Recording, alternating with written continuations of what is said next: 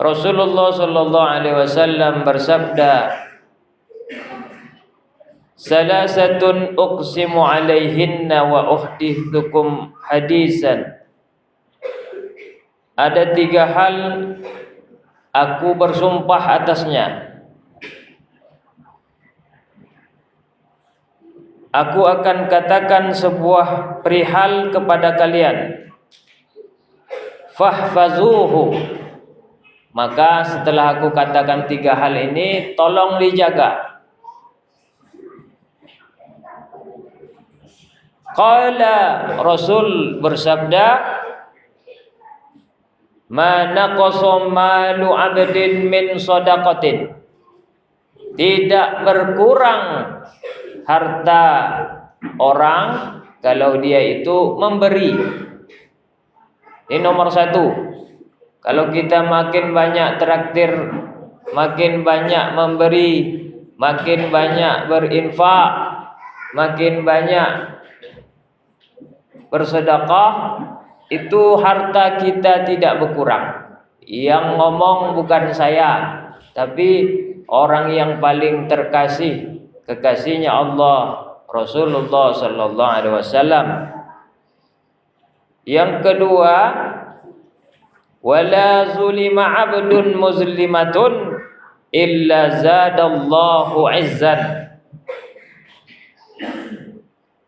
Tidaklah seseorang yang diperlakukan zalim. Di antara kita kadang ada dizalimi orang lain, dizalimi orang tua kita sendiri. Adik kita dikasih, kita tidak dikasih. Dizalimi, banyaklah yang menzalimi kita selama hidup ini. Guru kita, entah siapa lagi. Tidaklah seseorang yang kena zalim itu, tapi dia bersabar. Dia menahan nafsu, menahan emosinya. Melainkan Allah zadallah izzan. Allah tambahkan bagi orang yang bersabar tadi kemuliaan. Tambah dia dizolimi, tambah dia mulia. Bukan malah dia dizolimi, tambah dia berkurang, tambah dia mulia. Ini yang kedua. 3, wala fataha 'abdun baba mas'alatin illa fatahallahu alaihi baba faqrin. Tidaklah seseorang membukakan pintu minta-minta kepada orang. Dia minta ini misalnya, padahal dia sudah punya. Dia minta lagi padahal dia sudah sanggup. Melainkan Allah akan membukakan pintu kemiskinan bagi dirinya itu. Tambah dia suka minta-minta, tambah dia miskin. Bukan tambah merasa dia bersyukur atau tambah dia kaya. Inilah 3 hal yang harus kita menjaganya. Pertama, kita jangan terlalu pelit. Berhitung boleh. Saya katakan namanya kita berhitung, namanya manusia. Gaji 5 juta tentu hitung-hitung. Tapi kalau terlalu pelit, ini akan bahaya bagi kita.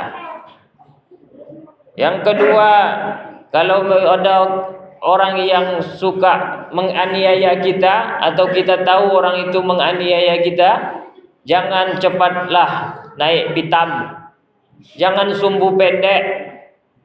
Tolong dipelajari dulu, tolong ditahan dulu, sabarlah. Ada cerita Nabi Ibrahim ketika dibakar di api. Ketika itu kan Nabi Ibrahim melawan Raja Namrud, penguasa. Lalu datanglah malaikat Jibril. Malaikat Jibril ini malaikat ketua. Jadi semua malaikat yang ada, ketuanya malaikat Jibril. Bahkan pencabut nyawa malaikat Israel tidak ketua, tetap yang ketuanya, panglimanya Jibril. Jibril datang ke Ibrahim. Alaka hajah, kata Jibril kepada Ibrahim. Padahal udah dibakar nih. Kau mau ku bantu enggak? Kata Jibril. Apa kata Ibrahim? Amma ilaika fala. Kalau yang bantu kamu aku enggak mau. Bukan sombong Ibrahim, tapi dia memang berserah kepada Allah itu penuh. Enggak ragu-ragu dia sama Tuhan pencipta semua kita ini. Api itu kan makhluk. Angin itu kan makhluk. Senjata itu kan makhluk. Pemimpin itu kan makhluk. Oh, dia kalau mau dibantu tuh enggak mau sama makhluk. Amma ilaika fala. Aku kalau kamu yang Jibril yang bantu aku enggak mau kok. Apa kata Jibril? Enggak maksud aku, nanti aku yang ngomong kepada Allah. Apa kata Ibrahim?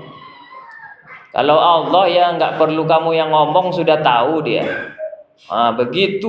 Begitulah keyakinan yang ada di hati Ibrahim. Kalau Allah enggak perlu ada yang ngomong, udah tahu Allah tuh. Allah tuh enggak pakai intel, Allah tahu. Allah tuh enggak perlu kaki tangan, Allah tahu. Apa yang kita butuhkan ini sekarang ini, tubuh kita lagi ngapain, untuk butuh apa, tahu Allah tuh. Bahkan kalau di dalam syair-syairnya para wali Allah dikatakan, hasbi min su'ali ilmuhu bihali.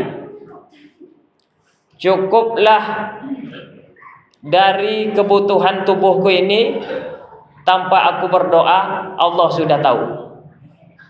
Misalnya kita udah gemetar pingin makan, Allah tanpa kita berdoa pun ngerti, kasih kita rezeki. Kita ini sudah butuh naik pangkat, udah bertahun-tahun mengabdi, Allah mengerti. Kita ini sepertinya tubuh kita ini perlu pendamping, perlu istri, umur udah 32, kerja udah tetap, Allah ngerti itu. Tanpa ya Allah berikanlah saya jodoh, ya Allah, nggak usah minta-minta, Allah tetap mengerti itu semua. Namanya Allah, pastilah tahu kebutuhan hamba-hambanya. Begitu Ibrahim, sehingga dia nggak mau kalau dizolimi raja pun, dibakar Namrud pun, ya biarin, bakar aja saya kalau bisa. Sehingga akhirnya api pun tidak bisa membakar Ibrahim. Ya narukuni, apa kata Allah?